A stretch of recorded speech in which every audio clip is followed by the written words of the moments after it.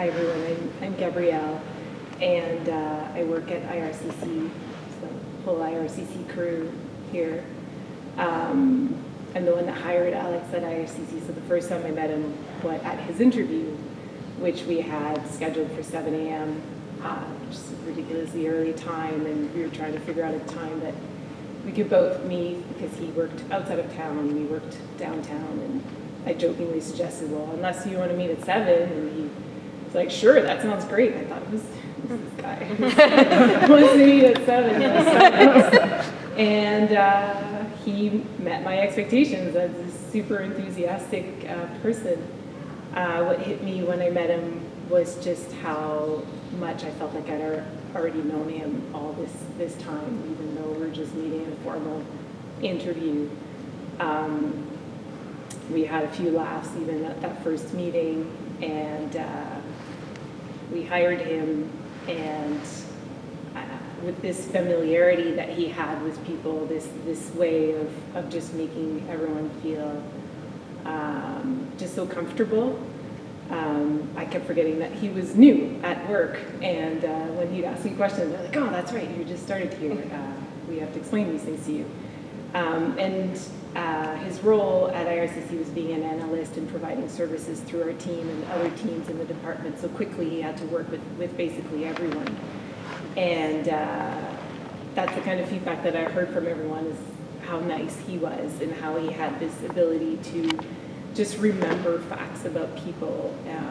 Over the past few weeks, we've been exchanging stories, and he would just remember the fact that you mentioned your son's favorite soccer team, and then bring that up if you ever met your son in a different circumstance, or he remembered where you were traveling to, and would look up the best, shawarma places in Lebanon if you were happening to be in that area, or he would remember which type of movies you like and film festivals, and he was just so devoted to relationships all around him.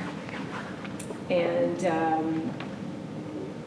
he learned his role really, really quickly. He was extremely intelligent, extremely resources, autonomous, and we received so much good feedback from services that he provided in the department. So much so that we had to tell people to kind of back off because he was getting requests to help out even in other departments or projects that weren't really, our team didn't need to be involved. Now, of course, you can't speak about Alex without speaking about his amazing sense of humor. I'll never forget the time where, as part of the paperwork of becoming a public servant, you have to recite the oath of public service. And we worked in an open concept office. I didn't want to make him do it in front of everyone while people were working, so I went to his desk and said, hey, Alex, can you come with me? He thought he was in trouble, so he was all serious. And oh, so I brought him into the office. So we have to do this oath. You have to recite it with me. And he's like, you're joking. We don't have to do that. And then, so I started laughing. And I'm like, no, it's serious. So after we start laughing, I start reading the thing. He starts repeating. And he goes, no, it's not formal enough. Maybe we should stand up. And then we stood up, and we were just alone in the boardroom. And he's like, I'm gonna hold my hand on my heart. And then we just barely made it through the oath and signed the paperwork. And then after, he's like, so this really wasn't a joke. Like, I'm not pulling my leg. Like, no, you're a public servant now. And that's all good. We constantly teased him too about showing up for work on a national holiday. He didn't know the office was closed, so every other national public holiday, we would be like, okay, Alex, don't show up for work. He was the life of the party. Every party that we organized, we could count on Alex to be there and add a super fun atmosphere. Even when we went to virtual work, he was the one planning virtual events and doing the tech support to provide the Twitch feeds and all these things that I still don't understand. But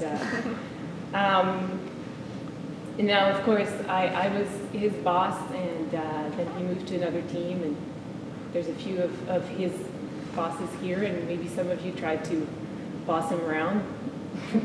We all know that is not possible. But one thing that you could do with Alex that I always admired was having heart-to-heart conversations. He had a big heart. He was always authentic.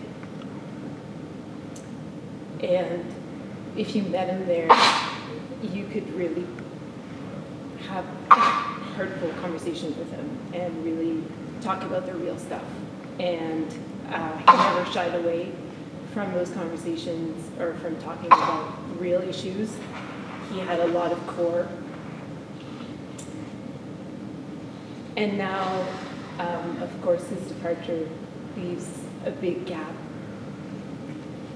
And we're a big department, the work will go on, the position will be staffed, all that stuff, but the gap that it leaves in our heart, only time will heal. Sincere condolences.